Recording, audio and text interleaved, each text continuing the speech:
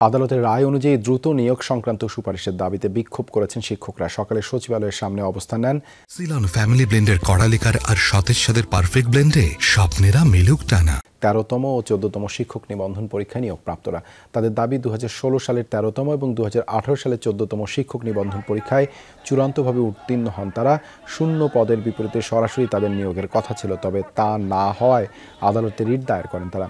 এর জেরে আপিল বিভাগ তাদেরকে সরাসরি নিয়োগের নির্দেশও দেন, তবে এই নির্দেশও যথাযথ মানা হয়নি। তাই সব বৈষম্য দূর করে 13তম ও 14তম রিট পিটিশনকারীদের দ্রুত সুপারিশ দেওয়ার দাবি জানান তারা। তাদের দাবি, এর মাধ্যমে প্রতিষ্ঠিত হবে বৈষম্যহীন বাংলাদেশ।